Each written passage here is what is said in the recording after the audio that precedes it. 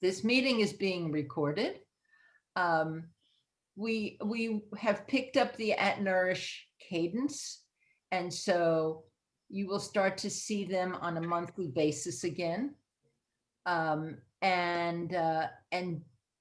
Dan and Adrienne, I think Adrienne and John somehow twisted Dan's arm, and he graciously agreed to start us off again. To you, Adrienne. Thanks, Shirley. So Dan and John and I went to grad school together at Rutgers studying theater, and we have pretty much been best friends for 30 something years, I guess we could say, Dan. I think it's been a couple years. So Dan, thanks so much for doing this. I really appreciate it. And welcome to Shomrei's At Nourish. I want to introduce Dan to you guys. I'm going to talk with him. I have some questions for him, but you guys feel free to put some questions in the chat. I'll monitor the chat. We can open it up a little bit too if people want to say something. So I'm going to start with a little introduction to Dan, for Dan. So Dan and John and I have been friends for 30 something years. Dan started in theater. He studied at Northwestern University and he received his BS there. And then he went on to receive his MFA at Rutgers in costume design. And that's where we all met. Following school, Dan spent about 2 years freelancing in New York City on and off Broadway, doing regional theater. And then I would say, I think then you started working at films, Dan? Like that's kind of was the next move was into, and Dan's worked on some films such as Soap world. I went into the soap, but I thought films were before soap, or at the same time, sort of. Wasn't no, it? I went Soap before films. Yeah. Okay, so Dan worked on One Life to Live. He was the associate costume designer on One Life to Live for many years. And that was huge. I remember when you got that job. Oh my and God, we lived together. We were roommates. We were so excited. It was it was like he hit the big time. Yeah, and I think I made. I actually remember my first paycheck was $865, and we thought that was it. Living in luxury. Living in luxury. So Dan worked on One Life to Live for many years, and then he started doing films, and that was like, whoa. He worked on Born Ultimatum. He worked on Revolutionary Road, and I think there was another one that was a Enchanted. Yeah, there was quite a few films. And then, yeah, go ahead, Dan. No, just as assistant. Assisted on those, right? And then TV, I mean, One Life to Live kind of also sort of got you more into TV design. And for TV, Dan has designed a lot of TV shows, and I'm just going to name a couple, such as Third Watch, Kings, Instinct with Alan Cumming. They became friends, actually. Limitless, Brain Dead, Bored to Death, which is an awesome show on HBO. These are all really good shows. A show called Lipstick Jungle with Brooke Shields. And then Dan is now working on a show called Evil, a brand new show called The Bite, and about zombies. And of course, his big breakthrough show was The Good Wife, which I guess was about 12 years ago. I cannot believe it's that long ago. Yeah. Now he's designing The Good Fight. And so I wanted to sort of just end with that because that's kind of what we're going to focus on those two shows. So Dan, The Good Wife and The Good Fight especially have tough women, I'd say tough-ish women, strong women, I guess that's the word, but you don't put them in like the male version of the suit. I don't. And you know what, if I share my screen for a minute and I can just run through some slides for you all, and you can sort of see some images from Good Wife and then some images from The Good Fight. And then I also have just a couple images from my other show I'm currently shooting called Evil. So let me see if I can share my screen real quick. And let's see, share. And are you guys seeing it? Yeah. Yes. All right. So this is The Good Wife, and I started that in 2009. I had worked with the executive producer on this show on Third Watch, and then we hadn't worked together for maybe 3 or 4 years, and she contacted me and said, hey, I'm back in New York doing a show. Would you be interested in working on it? And I asked what it was. She said it was Juliana Margulies. And of course, I was very excited. And Chris Noth was going to be in it. Josh Charles, Christine Baranski, Matt Zuckery, Mary Beth Peel from Broadway. Of course, Alan Cumming, my buddy. And I actually went in, they basically said I had the job if I wanted to do it. But they said I had to go in and meet Jules. So I went in to meet Juliana, and it was one of those typical like Hollywood moments. She was literally in the middle of a photo shoot, and she was standing there. I don't even think she really saw me, because like her eyes were closed. They rushed me up to her. Her eyes were closed. She was having her makeup done, her hair done, and her nails being done all at the same time, getting ready to put her on for this photo shoot. And we talked for about 2 minutes, and she said, "Yep, great." And then that was it. And I had the job. So that was good. But these are some of the images. One of the big things that we did on this show was dressing women as women and not trying to make them look masculine because they were strong characters. My whole thrust of my design when I started the project was I wanted these women to look feminine and strong. This dress here in the middle, this red dress, which actually Jules told me not so long ago, was actually her favorite costume that I ever put her in. And I actually bought it over at the Short Hills Mall on sale. So I love that. I love a sale. It's a Lanvin gown. Here's some more images of her, just some of the various looks that I was able to put her in throughout the season. These are a couple of Lafayette 148 New York pieces, and I actually formed a great relationship with Lafayette 148 New York, and I actually work as a brand ambassador for them because they love the way that I dress the women on The Good Wife, and so they hired me to help celebrate their 20th anniversary and do some videos for them, and then they send me around the country to do fashion shows with their clothes with their clients, so that's fun. Christine Baranski's in the show. I brought back the brooch. You see there the double bird. I was very excited to try and get the brooch back in to our fashion lexicon.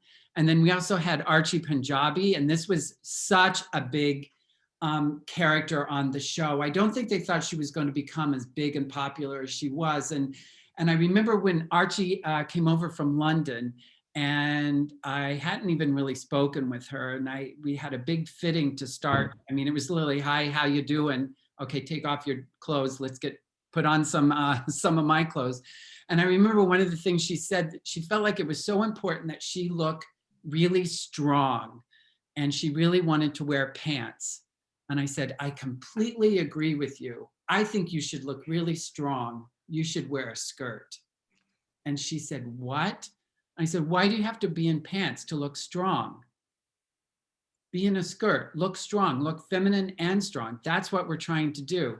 And it caught on like gangbusters, and she became a very iconic character through the 2010s in television.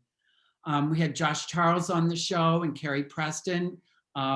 We actually had Kristen Chenoweth on the show there. She had quite an arc, but she actually got quite injured on our show, you guys. She went on set and a light came loose and it actually cracked her skull. And she had to leave the show. I mean, it literally cracked her skull, fractured it, but she's all fine now. But it was quite the harrowing moment. Matt Zuckery there. Chris Noth was in it.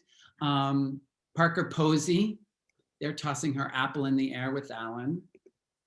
That's Mary Beth Peel in the middle. Rita Wilson guested on the show quite a bit. And I actually had Donna Brazil on the show there on the left, and she actually became a good friend, and we would text back and forth. And she was down in Washington. And one of the great things about The Good Wife is, because it had a political bend to the show, we actually had a lot of politicians on the show. Like we had Mayor Bloomberg was on the show, and Jordan Vernon was on the show. Vernon Jordan, I'm sorry, Vernon Jordan was on the show several times. You know, it's pretty exciting to get to meet these people. And there they are, and they're lovely. Didn't you have Anne Margaret on the show, Daniel? And Margaret was Somebody- on Third Watch. Oh, sorry. I knew Yeah. that you'd met her. That's Yeah, pretty Third cool Watch. too. So then The Good Wife ended. They always knew it was a 7-season show. And from the very beginning, they knew if they were lucky enough to do 7 seasons, that would be it. And then we got to the end, and CBS was starting a new subscription series or subscription like on demand network called CBS All Access. And so they talked to Christine Baranski about carrying on her part and going into a new show. And so we did. And we had actually a Montclair resident in the show, Delroy Lendo there. And he lives over in the estate section. I didn't know that. Chris Jumbo from London was also one of the stars of the show. We also had Rose Leslie on the show. You guys probably know her from Game of Thrones. And Erica Tazel was on, and Sarah Steele back there. And Sarah Steele actually carried over from The Good Wife to The Good Fight as well. And, you know, Audra Mcdonald became one of our major shows, guest stars on the show. And it's been very exciting to work with her. I've actually now done 3 shows with her as a result of this. John Cameron Mitchell guest starred on the show, but you can see we like really pushed the clothing, really pushed the fashion. I think every season I felt like I was always pushing myself a little further along. Michael Sheen was on the show for a whole season, and he played this very big, very loud character, and he wanted his clothes to reflect that as well. A little odd character. So it was really fun to have him come in. And Titus Burgess was on the show. Even here, like, even though there's not a lot of color, the black and white and pattern, really fun to put together those sort of images and almost like a painting, if you will. And then we've had such amazing guest stars. Jane Curtin, Bernadette Peters has become a good friend as a result of being on the show. Margot Martindale, Jane Lynch, Aaron Tveit from Broadway, just some really wonderful guest stars. And let's see, there's Audra. Oh, and Andrea Martin is on the show, Gary Cole. But you see, again, we're like playing with the clothing. And then this was just sort of a publicity shot from a few years ago that I put together for them. And then this is a show that I'll just go through this quickly that I'm doing called Evil. I don't know if any of you have seen that on CBS. It's on regular CBS. It used to be on, I think, Thursday nights. It was on Thursday nights. And then it was on Netflix this past year and was like really, really successful on Netflix. So we're currently shooting a 2nd season. And it's basically about the Catholic Church investigating paranormal activity and trying to decide whether it's spiritual or is it scientific. And it's scary. It is scary. We have 4 kids on the show. This was a Halloween episode we did, and it was fun coming up with those costumes. There are the 4 kids in their school uniforms. And that we even got to do, I got to like build a lot of stuff, which a lot of time with modern dress shows, you don't get to build and create stuff. And, you know, there's this very famous painting here, and I had to recreate the costume, and it was really fun to be able to do that. And then I used these 2, the twins here, for inspiration for a very creepy character that a child character that we dealt with on the show. So, oh, and this was really fun. We were doing that iconic moment from what's the show where she spits the pea soup? Exorcist. The Exorcist. The movie. Yeah, and we copied that very quintessential shot of him in the street light walking in. Christine Lottie's on the show as well. And these are some of my monsters from one of the episodes that we had to create.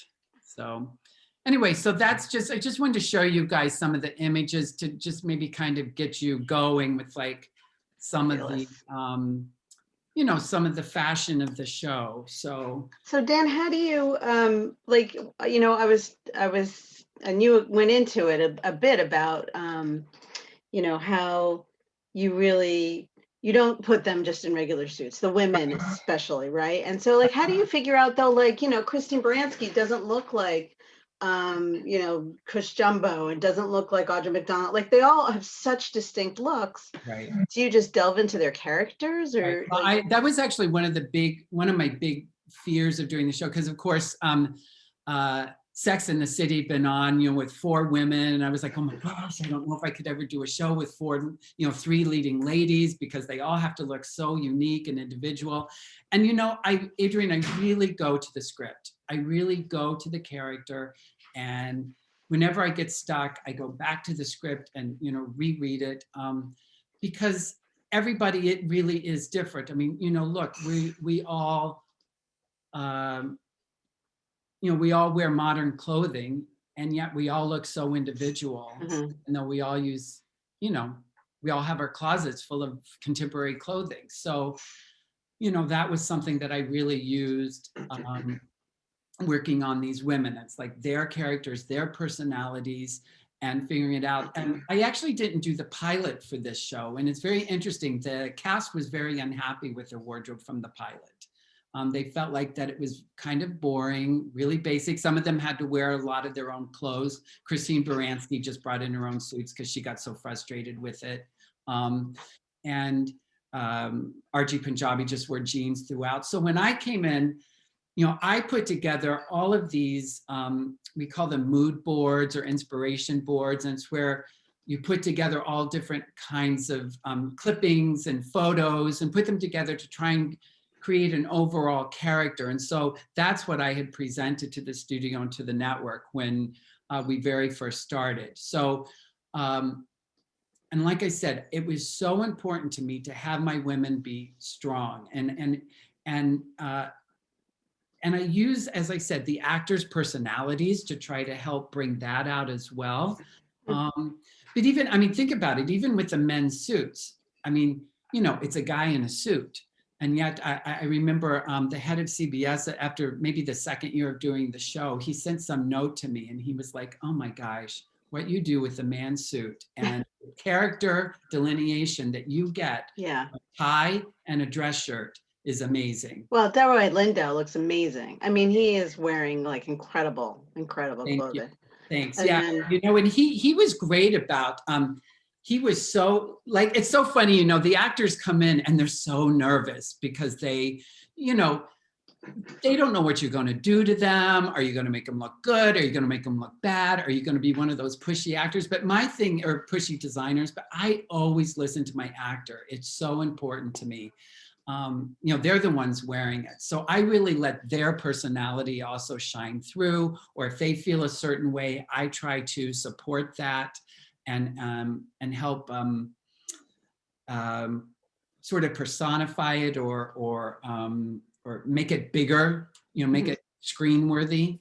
and how much say do they have? Like, do they let you know, like, I hate this, I love this? Yeah, I let my actors have a lot of say. Oh, that's good. And they, Sort of. but they listened to me. And right off the bat, very quickly on The Good Wife, I had a really good rapport with my actors. And I would say, no, you guys, trust me, trust me, trust me. Okay, I'll wear it. And then they would come back inevitably and say, you were right. It was perfect for the scene. Thank you so much. But, you know, but I have to listen to them, because there were times that, like, I would get a call and Juliana would want to talk to me. And just before going on, she would say, you know, Dan, I just feel like this suit or this jacket or this blouse, I just don't feel right in it. And I have to listen to that as the designer. You know, it's almost like being a therapist. But what about the director or the producer? I mean, don't they have say too? It's funny, you know, in TV, quite often the director has less say, because I don't know if you guys know how it works, but on a series, every episode is usually directed by a different director. So the director is the guest, and the producer is the one who's there day in and day out from episode to episode. So it's quite often the director, says, oh, I'd really like this to be a dark scene or a light scene, or if you could add some color or whatever, we talk about that. But it's really more about what the producer feels, what the writers feel, because usually your executive producer is your writer. That's usually how it works now in TV. So, but we have meetings and we talk about what they're looking for, and I'll bring up my concerns about a script or how I see it being done, and I'll send photos or ideas and they'll respond. Sometimes we'll sketch things out, and then it's a real collaboration. So once we've had that meeting with the director and the producers and sometimes the writer, then I'll go in and work with the actor and try. Now, what's hard is when the actor absolutely doesn't want to do it the way that the writer sees it being done. So I get caught in you get in the middle. Yeah, that's very difficult. And that's where, you have to be tactful and work it out. So I had this thing once, it was really funny. Andrew McCarthy, I was doing a show called Lipstick Jungle, and Andrew McCarthy, he was playing this like really, really rich guy, and I was going to put him in a suit, and we really felt like he should be in a suit and a tie. And he came into the fitting and I started to pull out, he's like, I don't want to wear a suit. I don't want to wear a suit. And I was like, oh man, he's supposed to be really rich. And he's like, yeah, exactly. I'm supposed to be really rich. I shouldn't wear a suit. I should wear whatever. I was like, okay. So then I was like, well, let's get you in a pair of dress pants. Yeah. I think I'd wear dress pants. I was like, okay, great.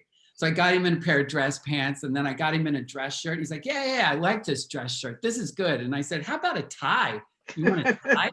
He's like, yeah, I think a tie's the way to go. I'm like, okay, that's great. So he put on a tie, and I said, oh, man, something's missing. What do you think's missing?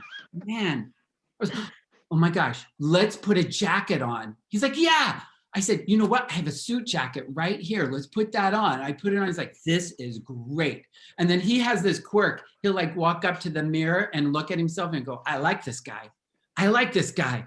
So he was like, I like this. So he wore a suit, even though he said he didn't want to wear a suit. I just had to sort of spoon feed him into it. So pretty funny. That's a lot of what you do, I'm sure. Yeah, it's true. But, and then also a show like The Good Wife and The Good Fight starts to carry some cachet.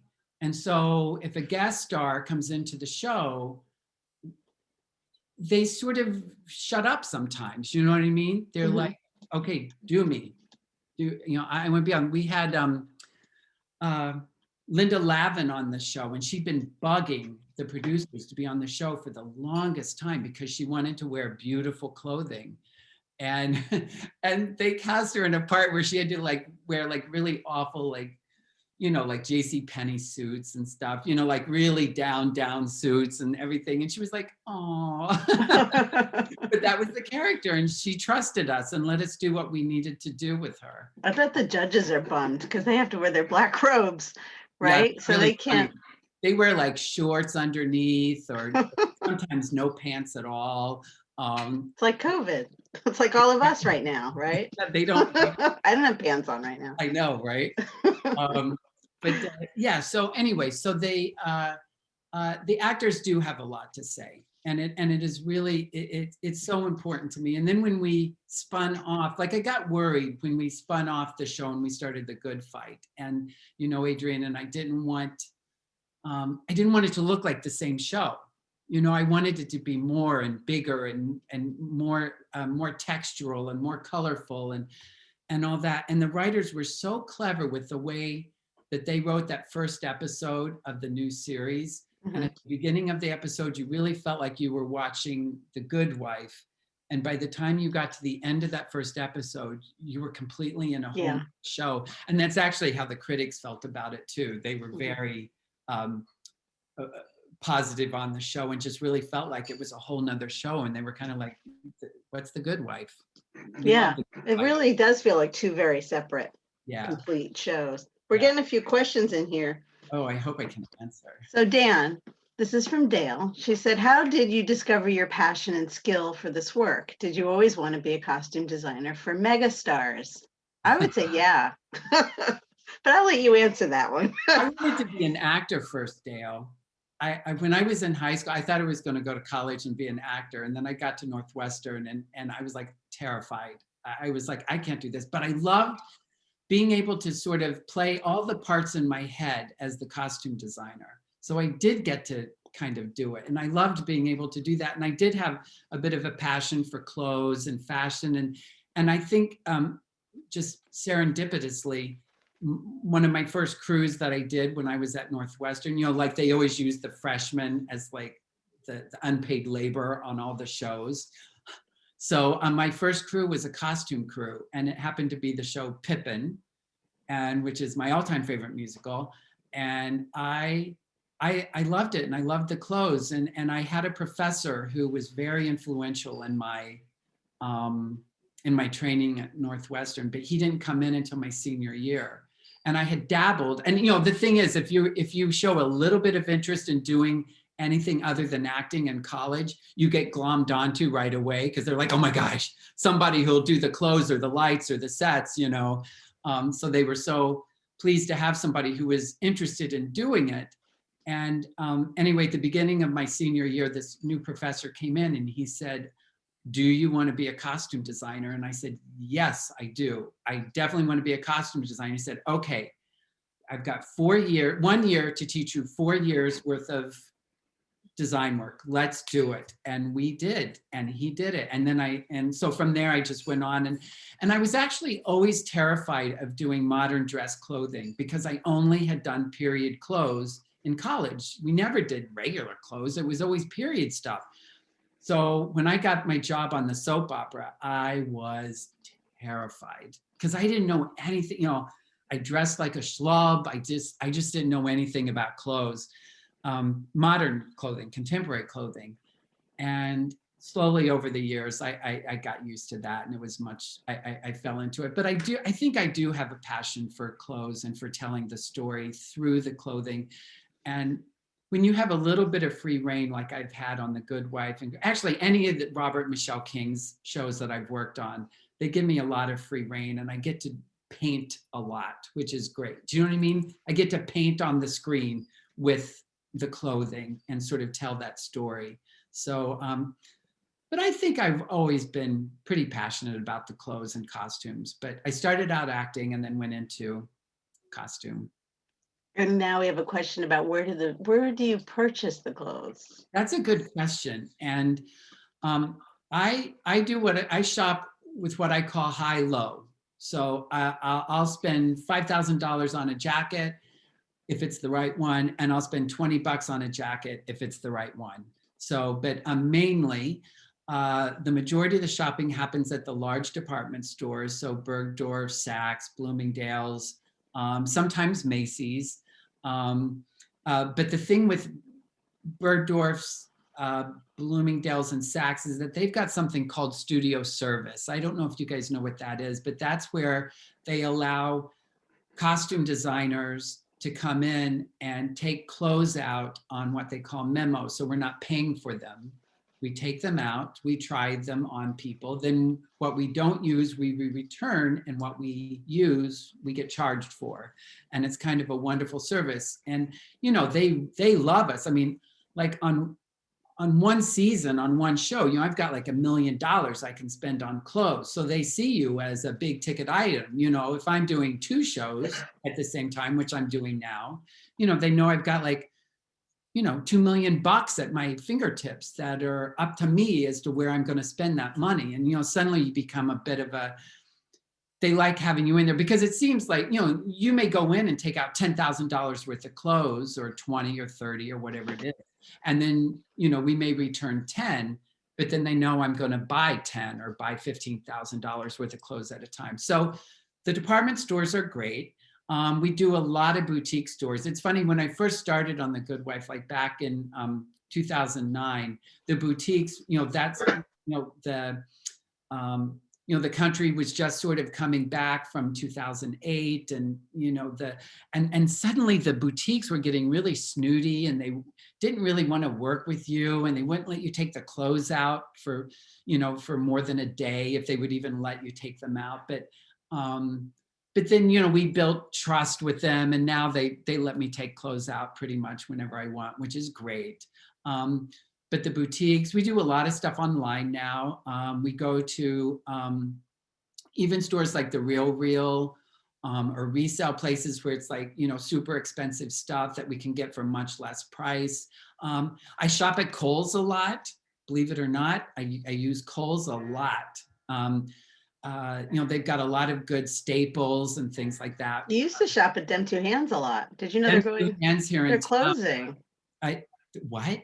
Yeah, that's what Oh, I I didn't heard. know that. Sorry, guys. That's what I just heard. They're closing. You are Uh-oh, kidding. you heard it here. I just found out last weekend.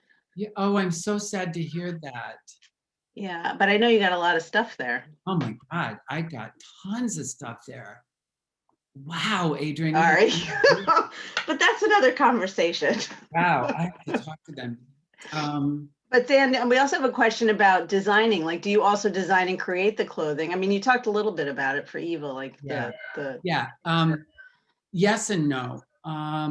Oddly enough, I build, like when I have principal men on the show and they have to wear suits, I find it so much easier to just custom build men's suits, because then I get a style that I know works and I can do it in a million different fabrications. And I know it's going to look great and fit well.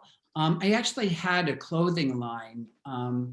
I was doing The Good Wife, and then I got a business partner in London, and we actually started doing a clothing line, and I started designing clothes for the show through the clothing line, which was kind of fun to be able to do that.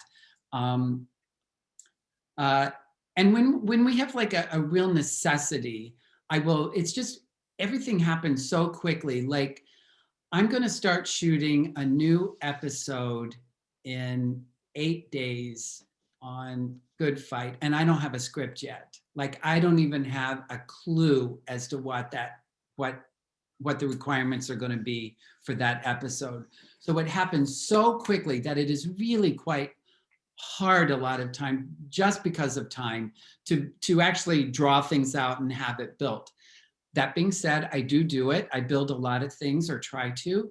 I also buy things and then I think, okay, if I shorten it and I add this fabric and I change the buttons and I make it short sleeve instead of long sleeve and I recut the neck and add a belt, and then suddenly it's great. You know, so I do that a lot. Take things apart and put them back together again. Yeah, making it your own. Yeah, completely. Exactly. We have another question, Dan, from Audrey. Do you take into account Christine Baranski's age or anyone's age in dressing them? Absolutely. Absolutely. It's funny that you asked that. Oh, like I just had a thing on Evil. You know, I have Christine Lottie on the show, and she's, you know, she's 70, maybe 70 plus. And, you know, amazing. She's not so keen on showing her arms on TV. Yeah. And I have to be really aware of that. And they wanted to put her in a certain, they wanted her to appear a certain way in a scene. And I took the hit for it. And I was like, no, that's not how I want it to be. But it was really about protecting the actress. And because I knew she was going to feel uncomfortable, and she didn't want to have to be the one to say, I don't want to show my arms, you know? So I worked that around. I absolutely take it into consideration, the age, because, you know, let's face it, that's one of the main characteristics, right, of a person, of a character. You know, I try not to go too short on skirts, like on Christine Baranski. I mean, she looks amazing. I think Christine is 69 or 70 as well. She looks incredible. She looks incredible. She's, she could wear a paper bag because she carries it.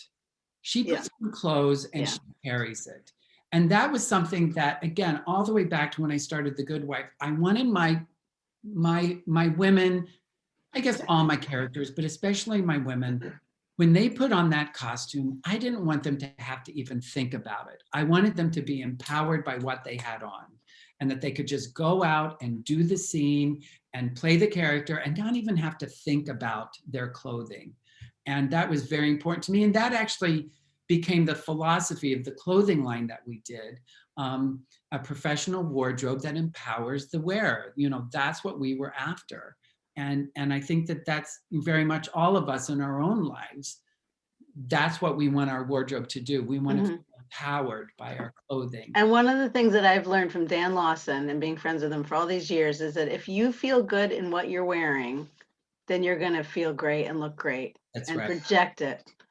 And that is so true. It is so true. And that's why I think that's also something that I think that my actresses, they feel good in their clothing. They really do. And, you know, that's why, like, if they have a concern about something, I want to hear it.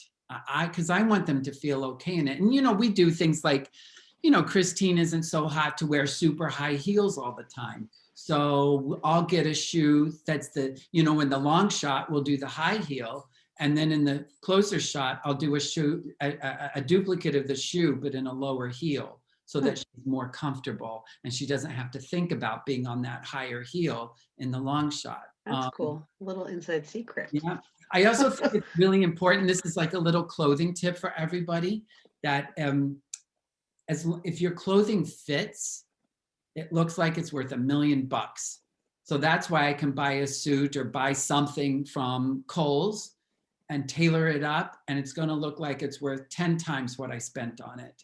And I think that that's something that I've really tried to do across the board. Everybody knows. I will, you know, sometimes you get a reputation in your field, and in my field, they know that I'm going to alter clothing to within an inch of its life so that it fits perfectly on somebody's body. Dan helped me build my wedding dress.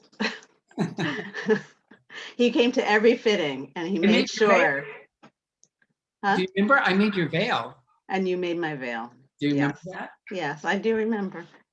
Very wonderful. So we have another question here. How do you balance buying new versus having actors wear clothes again? Oh, that's a good question. Because, okay, when I very first started, okay, I came from the soap world. And you re-wear clothes all the time in the soap world. So then when I started on Good Wife, I was thinking, I'll just reuse the clothing, you know, I mean, you know, not right away, but, you know, after 5, 6, 7 episodes, maybe I can reuse a suit or something. But then the wardrobe became so important and became one of the characters that people were watching the show for the clothing. And then I felt like that I couldn't reuse the clothing that the women used. So then I felt like I was in a tight spot, and then I wasn't repeating clothing. And then one day Jules said to me, Dan, I never repeat clothes, and that is very unrealistic. And I was like, okay.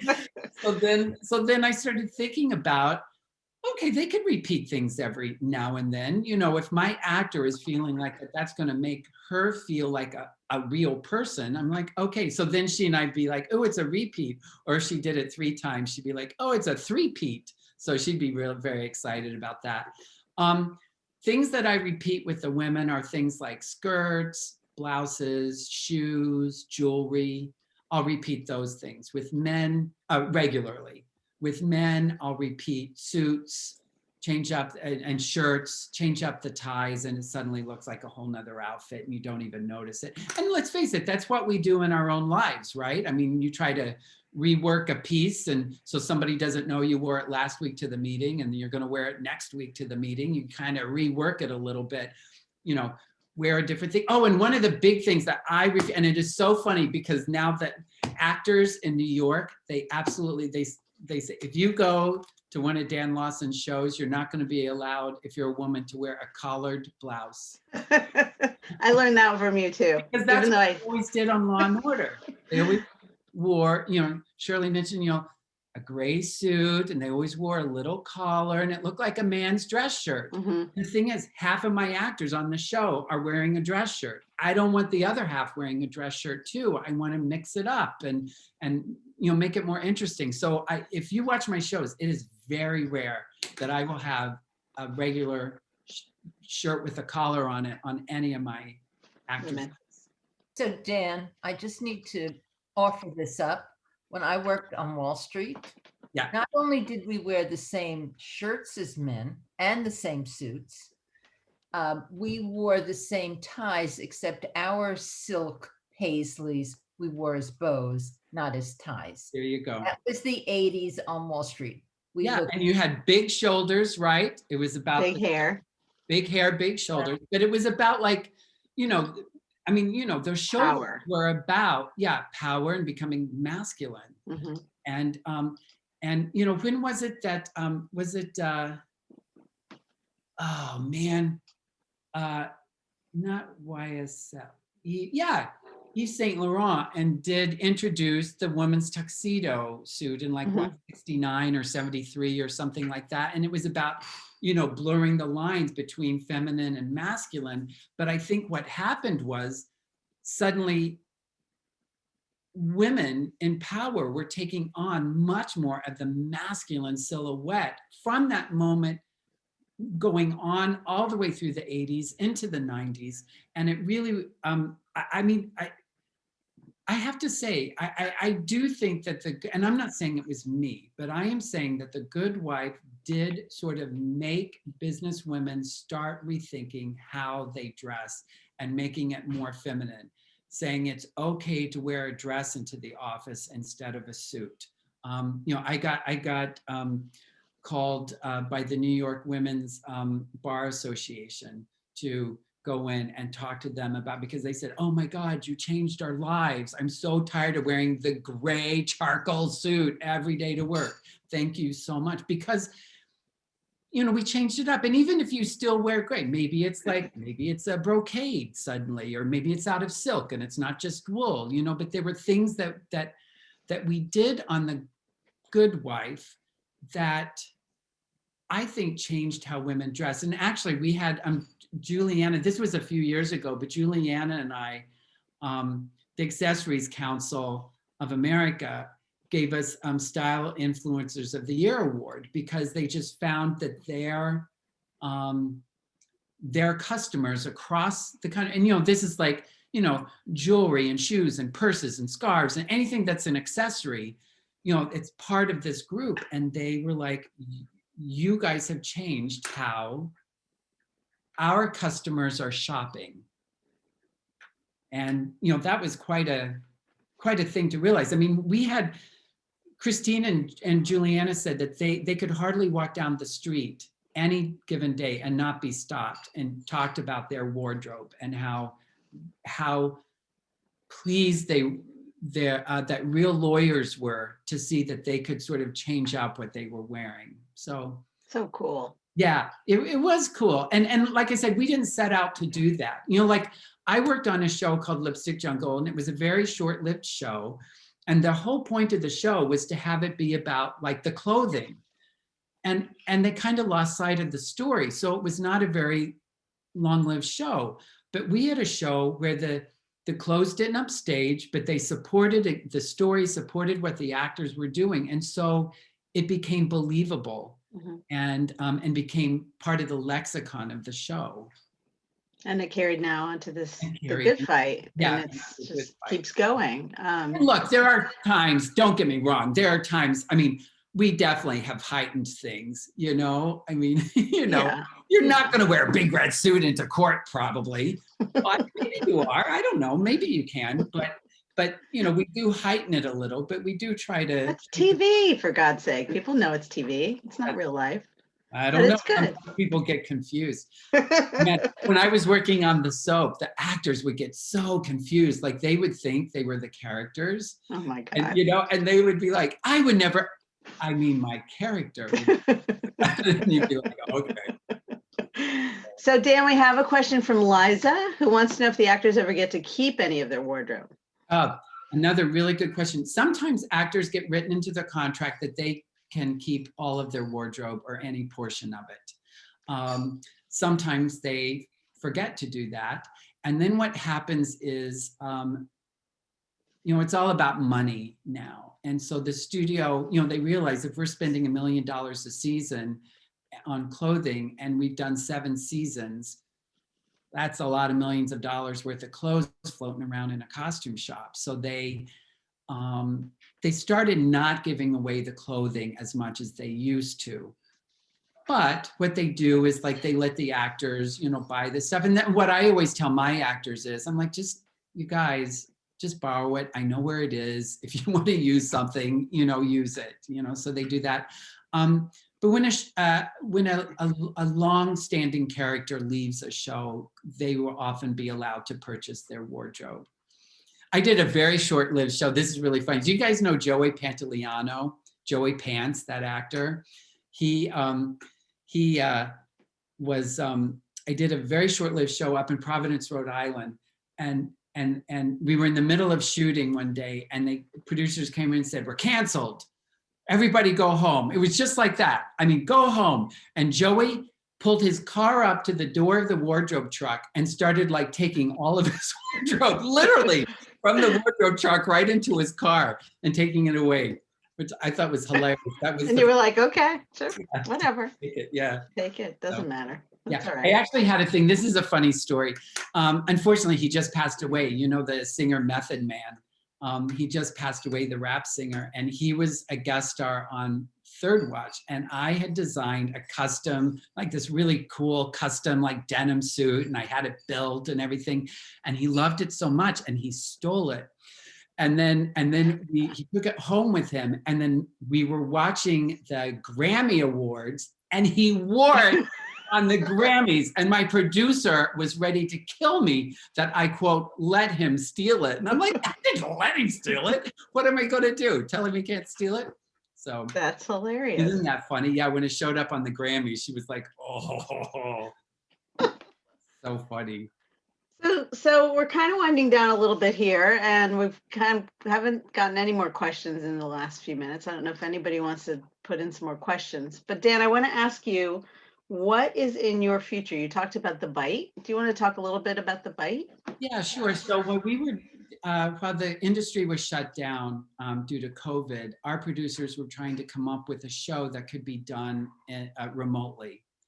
And they would take, just like we're doing here, you guys, and they would record just like you guys are recording, and they would send like little camera sets and lights to each actor's house. And they, Spectrum, actually, they wrote a spec script and Spectrum picked it up. And so Audra Mcdonald was the lead, and Taylor Schilling. And it was a project that they wanted to do so that especially theater actors could be hired. So we are almost all theater actors, New York theater actors on the show. And it was about giving them some opportunity to work and to make money. And so the show, it's a really quirky, funny show about a second wave of a pandemic. Sound familiar? But what happens when you get it, you actually turn into a zombie. And and it's spread through being bitten, and it's hilarious. It's actually a really hilarious show. So I don't know if anybody even gets Spectrum around here. I don't know if we get it around. I don't even know what it is, so I guess not. So I guess not. But it's called The Bite, and so and I'll be doing both. I'm currently shooting Evil and Good Fight, and they'll be done at the end of June, beginning of July. And then we'll be on hiatus for a bit to see if they get picked up again, and you know, have to look into other projects perhaps that come up. So yeah. Well, thank you. I mean, does anyone else have anything? You guys can even just unmute if you want. Anything that you guys really wanted to know? We have a couple more minutes here. So Dan, I'm curious because I think contemporary clothing, I mean, I understand costumes, I guess, when it's, you know, when it's a period piece, but I would think contemporary clothing, to take the kinds of risks, bring in the kinds of bold colors that you brought in, there's gonna be, you added color to a show. I mean, you know, when you talk about adding color to a story, that's what you did.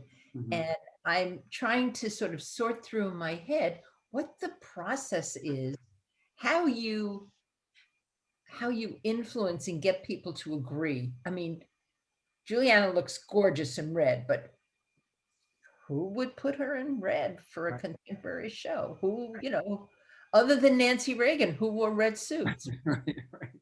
Well, you know, Shirley, that's a really good question. And it's, you know, it's a real collaboration. Like I couldn't just go in and suddenly say, I'm going to add color and texture and brocades and everybody's going to be feminine and it's going to be great. You know, everybody has to be on the same page with that kind of thing. And so when the studio gave me the nod, CBS was like, we love that idea. We love that you're going to do something that doesn't look like a regular procedural show like Law and Order. We love that. We love that it's going to be more editorial in feeling and in look and more fashionable. And then, you know, I guess I wouldn't have even thought of doing it if I hadn't felt something in the script. You know, I mean, because it always goes back to the script. Look, if the script didn't support what I was doing, the show wouldn't have been near as successful. Everyone would have called bogus on it, and you know, it would just be not a. It just wouldn't be believable. It wouldn't have been successful. I took a big cue from my production designer, you know, the guy who designs all the sets, and he was doing things like chrome and you know, beautiful high-end touches and finishings. And I thought, you know, this is a high-end show. They also told me that on a, oh, my there's smoke in the entryway. My husband is cooking. There's smoke in the entryway, Dan. Cooking. Are you done? Yes. Okay, so it's not a real fire. My alarm talks to me too. I love that. Oh, I can smell it. It smells good. But he is an amazing cook. Does it smell smoky? So anyway, can you? Oh, so his sets were so beautiful and so high end, and the show had a little bit. You know, the producer said we're heightening the reality a little bit. That I felt like I was given license to do that. But I mean, surely there are definitely times that I've sent pictures into the producers where I've probably gone a 10 and they're like, oh God, could that be a 7? You know, like I've gone too far and pulled it back. But you know, you learn to modulate yourself on a project. I mentioned Sex and the City earlier. I mean, that show was brilliant. I think the costume designer was absolutely brilliant because the clothes were so over the top and so big and such one of the main characters of the show. And yet the show supported, the script supported that wardrobe and that world that was created that included that wardrobe. And you know, it's a very delicate symbiotic relationship between the wardrobe and the producers and the wardrobe and the set design and the DP, the director of photography. I mean, is so important. I mean, you know, I mean, I've had many outfits cut right there on set because they're like, oh, the color doesn't look good, or it's too white or whatever, and I have to change it in the moment because they're not going to rehang all the lights. And so, you know, even with the DP, he can have a big involvement with that, with introducing color. So it is a very delicate relationship that happens. And when it succeeds and when everybody's going towards the same goal, that's when you have such an exciting, successful show. And we see them all the time. I mean, shows, you know, Game of Thrones, everything added up to the same product. And The Good Fight. And The Good Wife. And The Good Wife. Yeah, absolutely. So, and the other thing that I wanted to try to do a little bit, I just remembered this. When I first started on Good Wife, I loved hearkening back a little bit to sort of that 50s, early 60s silhouette and bringing that back, because I just think that is so gorgeous and so sexy and so sleek and elegant. And I really wanted to bring that in. And I think we did, and I continue to do it now. And you know, one of the things I would ask myself whenever I go out shopping, I would always say, does that look chic? Does that look elegant? even if it was just one piece, one tie, one blouse. And if I didn't think it looked good, then I would put it away, because I knew if I started getting lots of little pieces that compromised what I was trying to do, I would suddenly have a lot of little pieces that were compromising the overall look of the show. So I try to ask myself that when I was working on the show. You know, that's a really good note to leave on, because I think that's something we should all do when we all go shopping. Is it elegant? Is it chic? And if not, put it back. Put it right back. Don't buy it. And you do all of that within 7 days after you get the script. Yeah, we've That's had, a miracle. Shirley, we have had times literally where we have gotten a script the night before we start shooting the new episode. And we're staying late. We are scrambling around like ants in an anthill trying to make it all work. It can get really crazy. It really, really can. But I love that. I love the fast pace of it. It's interesting to know that, isn't it? When you don't know anything about TV and the way it works. You know what? I'll do that even one more. We've had a few episodes, but I have friends on other shows where they, like you guys watch that show Bull on CBS? Yeah, well, my buddy is the costume designer on that. It's Amala Boxic. And she says that they'll get like 5 or 10 pages of a script a day and like shoot it without even having a full script. That they're like writing it and sending it out. So it can. So they must have a massive wardrobe. But you know what? I learned how to work really fast like that at the soap, because we were shooting 100 pages of dialogue every day on the soap opera. And you learn to think fast and successfully and precisely and creatively. And if you make a mistake, you go, all right, I'll learn from that and move on. So. And with that, we have to move on. Dan, this was so fun. It's great to enter. Thank you so much. It's really interesting. And I can still think of Christine Baranski's brocade jacket that she wore in The Good Wife. It was green. And I still remember that. And I love it. Good. I probably still have it. Or she does. I save everything. With that, we have to say goodnight. It really was nice to enter a fun world. Yes. May 25th, we're going to talk about literary works by our own Jennifer Moses. So be on the lookout for the next at Nourish. Will it be back? Will it be back at 8 o'clock? Yeah. Thank you, Dan. Thank you so much. Thank you, Adrienne. Thank you. Thank you. Thank you. Thank you, Thanks, Dan. everyone, for coming. Adrienne. Good night, everyone. Take care. Good night. Good to see you. Good. Yay. Hey.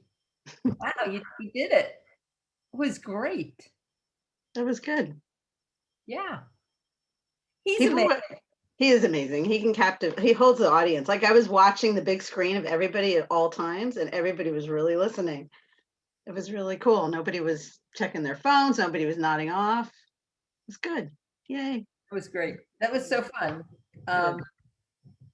Yeah. You must have a huge stock to say, take that off her and put something else on, though. Massive wardrobe. Huge. Yeah. Big trucks, big buildings. We didn't even get into that. Yeah. Yeah. We could have kept going. Sam, and now we have Sam working for him. Yeah. We got a really cute picture of Sam today. I have to show you that Dan sent us. He put this thing on. Oh, wait, let's see. Adrienne, now I want to see your wedding dress and veil. He made the most beautiful veil. It was stunning. Wait, I have to show you this. This was Sam today at the Good Fight. Hopefully you can see it. I haven't seen the Good Fight. Where is it? Can you see him? In Yeah, I that can picture? share my What screen. is he wearing? He's wearing this really ugly, well, John's going to show. He put this thing on. And Dan sent it to us. Dan said he's getting so much more stylish since working here. Well, well, I'm not Yeah. sure I would. That's hilarious. Isn't that funny? Oh no. Well, so good. I'm glad this worked out. I forgot to write his bio. I felt terrible. During that thing we were doing, I was like, I can't focus on this. I have to like write Dan's bio. And he sent it to me. So I just sort of took pieces out, but it worked out fine. So Or what they're gonna do with that thing we were doing. I don't know. I mean, you literally, we were boiling the ocean. Yeah. Yeah. Good point. I don't really know. I really couldn't focus, to be honest. I just, the whole time I was like, I really don't want to be here. I really don't want to be here. You I know. just wanted to get ready for this thing. And Anyway, you didn't hear Nick's report out, which had Yeah. very little to do with what we actually said. well, we'll see. Thank you. This was Thank great. you, Shirley. I'm So really glad. glad you recommended him and was fun, and it, you need a little. Yeah, it was fun. Everyone was very Wait a interested. minute, is Marion really closing the shop? Yeah, I'm never gonna get dressed. you better go over there and get some deals. I don't know when, but What did you hear? so I play pickleball. A friend of mine who is the ex daughter-in-law of one of them, maybe her, I don't know. Maybe. But her ex-husband Jean's mother ran the shop, so something like that. So I have to Does that sound find, familiar? I'll go over Saturday. But Because I went over there. I wasn't going to shop. I just wanted to say hello after I got vaccinated. And I heard Marcella died. I don't know who that is. So Marion is the woman who does the designing and a lot of the sewing. And her sister, Marcella, worked in the shop. She's a big woman, and she'd say, Cheryl, what are you going to buy today? And I'd say, I didn't come for anything. And of course, I'd walk out with Tons of stuff, right? Yeah. Yeah, Dan shopped there all the time, mostly jewelry, because they had great jewelry. I love their jewelry. That necklace I got you was from there, that green I love that. stone one.